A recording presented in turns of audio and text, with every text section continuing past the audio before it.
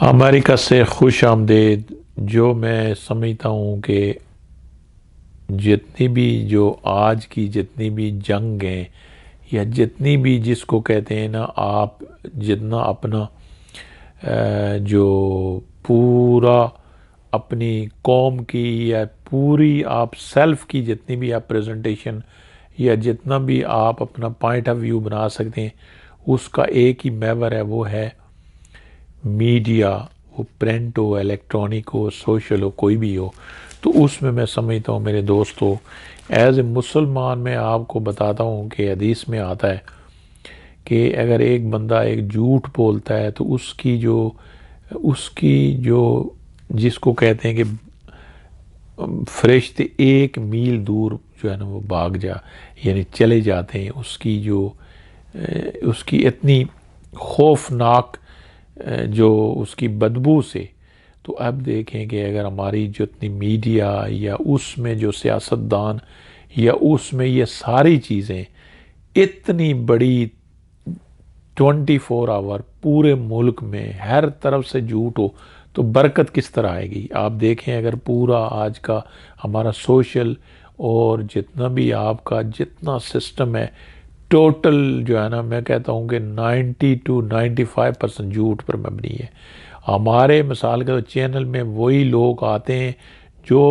हर तरह से आप और हमें और जो चैनल में बुलाते हैं उनको भी पता होता है कि ये झूठ बोल रहे हैं, लेकिन वो वही उन्हीं की रेटिंग चलती है। आप और मैं, हर कौम ये सुनना चाहती है कि कौन ज़्यादा जो है ना डिठाई से वो ये झूठ बोलता है, जिसके लिए हदीस मैंने आपको बयान की है। और दूसरा मेरे दोस्तों, ये भी ज़रूरी है कि वेस्टर्न कंट्रीज़ में, जो यूनाइटेड स्टेट ऑफ अमेरिका में मीडिया ठीक है, ये बहुत सी चीज़ें हैं, लेकिन ये मीडिया जो है ना वो न्यूज़ देते हैं, फैक्ट में काम करते हैं, ये रिसर्च एंड फैक्ट में काम करते हैं। और इनके लॉ इतने स्ट्रॉन्ग हैं कि if you know blame any person and he can turn against you in the court, तो वो आपको इतना बड़ा जुर्माना होता है कि आपकी सारी ज़िंदगी वो फिर आपको देना भी पड़ता है। आप अगर किसी पर ब्लेम, बोतान, झूठ बोलते हैं और ऐसा फॉल्स एलिगेशन करते हैं, तो इसमें स्ट्रिक्ट लॉ यूनाइटेड स्टेट में या ज़्यादातर वेस्ट में भी, मैं अमेरिका की बात में इसलिए करता हूँ कि यहाँ पे मैं बैठा हूँ, तो इसमें यह है कि हम और आपने क्या सबक लेना है इस्लाम से। क्या हम अल्लाह से खौफ नहीं करते हैं? वो बरक़ात जो चाहते हैं कि अल्लाह की बरकत हो, जब आपके मुल्क में हर लम्हा जो झूठ होगा, तो एक बंदे के झूठ से 1 मील, तो आप देखें हर दूसरा बंदा झूठ बोलेगा, तो कहाँ फरिश्ते, कहाँ बरक़ात, कहाँ अल्लाह ताला की तरफ से मदद। तो ये मीडिया में एक सेंट्रल पॉइंट बन जाए कि भाई आपने जो भी लोगों को बुलाना है, जो भी न्यूज़ आपने कास्ट करनी है, फैलाना है, तो उसको एक जो है ना रिसर्च बेस बनाएं, एक जो है ना फैक्ट बेस बनाएं, ब्लेम बेस ना बनाएं। अच्छा, एक दूसरे की जो है ना वो जिसको कहते हैं लेग पुलिंग,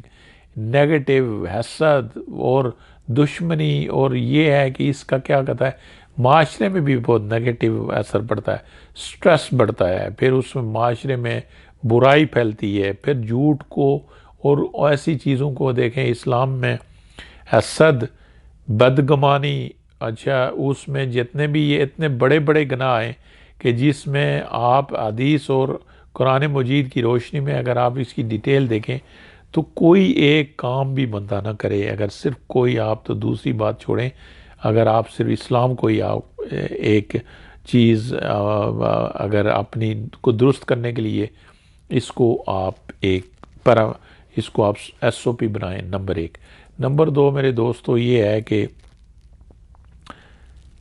सियासतदान का कंपैरिजन या मिसाल के हमारी तरक्की का कंपैरिजन पैरामीटर यही होना चाहिए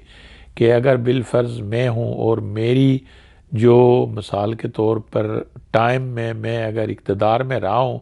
और मेरे दौर में अगर मिसाल के तौर पर जितनी कमोडिटी प्राइस हैं, जिस तरह अगर हम जो खाते पीते हैं, चीनी है, अगर बिलफर्ज मैं अपने दौरे हुकूमत में मेरे पास मैंने अगर 50 की चीनी मेरे थी, तो मैं दूसरा आता है तो उसूलन पब्लिक को वो इसलिए पल जो सियासत है जितनी पॉलिटिक्स है पब्लिक वेलफेयर के लिए है ना, तो उसमें ये है कि आप जो चीनी 40 की दे सके, 45 की दे सके। पब्लिक के लिए यूटिलिटी कास्ट और जितनी भी जर्नल कास्ट है, जितनी भी मिसाल के तौर पर जो आपकी डेली इस्तेमाल की चीज़ें या जितनी भी चीज़ें जिसको कहते हैं आपकी लाइफ के लिए, अगर वो यानी एक